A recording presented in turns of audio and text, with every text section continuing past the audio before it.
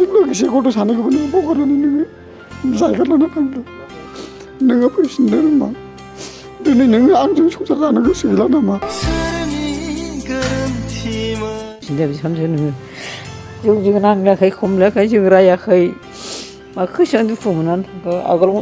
थांदोंबाबो फैफिनदोंमोन गोसोखां एबार खेबसेयाव मानो फैथाया जाखो बे खेबजों खेबथाम जाबाय गावनि आंगो फिसाय आरो सानै फिसाखौ गारना खारनाया हाबा जायैनि सिगां लाइमोन समनि मोजां मोनलायनायाव खोथा होदोंमोन हिनजावा थाखा फैसा न' बां नांलाया गथ' गथाय खांनानै अनलायना संसार जालांगोन नाथाय बियो बेसेबां सैथो दिनै फोरमान जाबाय हौवायाबो हाबा लाखांनानै दिनै मोदै गनांबाय क'क्राझार जिल्ला उल्टापानि आउटपस्टनि सिङाव थानाय गोरिबिल गामिनि सन्जीब वारिनि आंगो बिसि रहिता वारिया फिन खेबसेबाव बहाबा खारखोमानानै दं गावनि फिसाय आरो सानै 6 आरो 8 बोसोर बैसोनि गथ'फोरखौ गारनानै सोरजों खारदों बहाय दं जेबो खौरां गैया मिथिहोनाय बादिब्ला नखराव जेबो जाहोन जायालासिनो रहिता वारिया गारना खारबाय थादों सोरबा सावगारियाव नुनाय रहिता वारिखौ बहाबा नुयोब्ला 9707715091 नङाब्ला 9394253106 जानबुं अनजिमायाव नखरनि सोद्रोमाफोरनो बिथिहरनो खावलायदों सिगाङाव आं रायजो राजाफोरखौ खुलुमनाय बर'नो थाग्रोबाय आङो दिनैसिम आंनि अनसुलि हिनजावखौ दिनैसिम मोनाखै आङो नागिरबायगासिनो दङ आङो अननानै रुमबां नों जेरावखि दङ मानो नोङो फैफिनदो आं दिनै बेसेबां नागिरगासिनो दं नोंखौ दिनै नाय गथ'फोर सानैया बेसेबां गोदाव सोराव जानानै दङ नोंनाव अननाय गैया नामा रुमबां नोङो फैफिनदो आंनि मोखांखौ नायाबाबो नोंनि फिसा सानैखौ नायनानै नोङो फैफिनदो नों गोसोखाङाखै नामा नों बावबाय नामा नों सेंग्रा सिख्ला समाव नों मा बुङामोन नोंनोथ' बुंदोंमोन थाखा फैसा गैयाबाबो जोंनि बिसि फिसाय अननानै जों मोनलायबानो जायो होननानै बुंदोंमोन दिनै बेफोरखौ नों फारि फारि बावलांजोब्बाय फैफिननो रुमबां मा जाहोनाव खारलाङा नोंनि आंनि हिनजावा माबा बिश्वकर्मा 17 थारिखआव दावराव जादोंमोन मानो होननानै बुङोब्ला जोङो दा मालायनि हायाव दङमोन आरो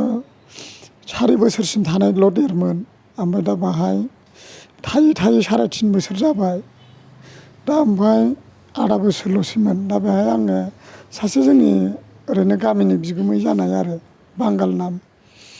ओमफ्राय बिनाव आं आथिं हमनानै आं बुंदोंमोन आरो गुमै बेबायदि हादानाव सुबिदाफोर दङब्ला आंखौ रायज्लायनानै होदो होननानै बुंदोंमोन आङो अब्लाबा थिग बिदि बुंबाय आरो बियो आं बिदि बुंबाय ओमफ्राय बियो बुंबाय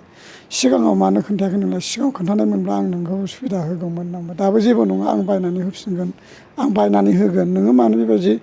मालायनि हायाव थानो आं बायनानै होगोन होनना बुंदोंमोन दा थिग सानथामसोनि गेजेराव बियो होनो मोनबायबो आरो ओमफ्राय आं खबर होबाय आंनो दा खबर होनायाव दा आंनि हिनजावा बे हायाव थाहैया जाहैबाय दा थाहैया होनबाय नालाय दा दावराव जानानै बियो 17 थारिखआव बियो न'निफ्राय सेप्तेम्बरनि 17 थारिखआव बियो न'निफ्राय ओंखारबोदों मालायनि न'आव थादों ओमफ्राय समबार बिसमुरि बाजार खालि बियो जोंनिनो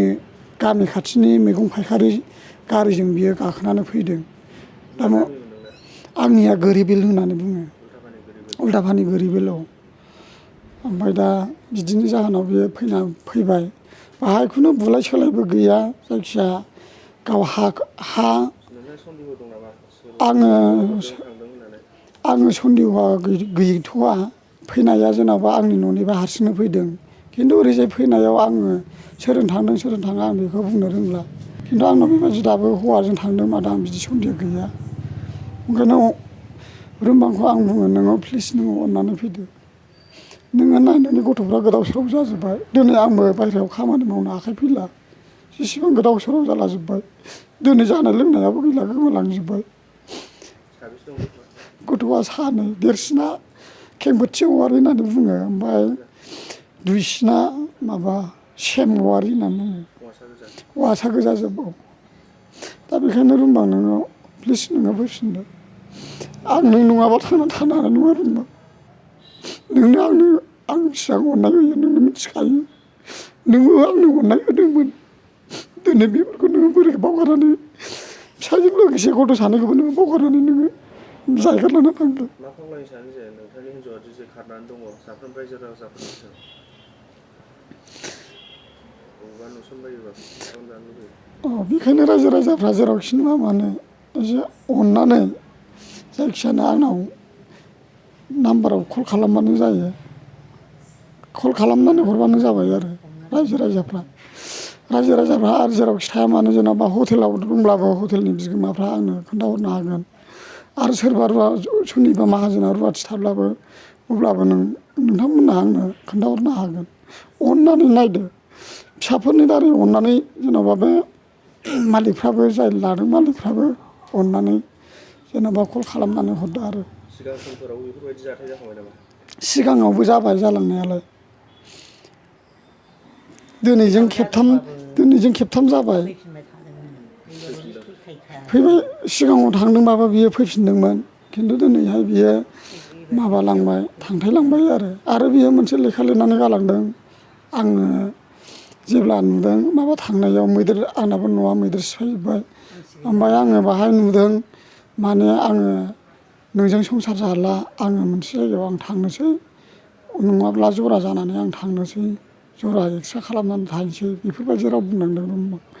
आं बे बाथ्राखौ खोनानानै आं बिराद बिखा बिखा गावफ्लेजोबबाय रुमबां नोङो फैफिनदो रुमबां दिनै नोङो आंजों संसार जानो गोसो गैला नामा? नोंनो नाय जोंलाय हौवासो रुमबां जों हाग्रानि मानसि हौवा जेब्लायबो बायह्रानियाव दिनै नोंनि फिसा सानैया फिसा सासेयाव नोङो उदैयाव 9 मास नोङो जोनोम खस्थ' मस्थ'यै नोङो लायो अब्ला नोङो खस्थ' मोनो अब्ला नों बे खस्थ'खौ नोङो बावलांबाय नामा? दिनै सानैयावबो नोङो बिराद खस्थ' मोनदों अब्ला बोरै नोङो आंखौ बेबायदि खालामलाङो? नोङो जेनेबा ओरैबायदि नोङो आंखौ ससियेल मिडियायाव हगारबाय माबाय होननानै नोङो लाजिनो मोननाय नङा। दिनै बिदिखौ गोमानायखौ बयबो हगारो बेखायनो नोङो लाजिनायजों लोगोसे नोङो संसार जानायाव नोङो गोजान जानो दासान आरो नों लाजिनाङा फैफिन ससियेल मिडियायाव हगारदोंबाबो जेबो नङा। सिन्था बिहामजो नोङो जोंजों नांलायाखै खमलायाखै जों रायाखै माखौ एसेबां दुखु मोननानै थांखो आगोलाव थांदोंबाबो फैफिनदोंमोन गोसोखां एबार खेबसेयाव मानो फैथाया जाखो?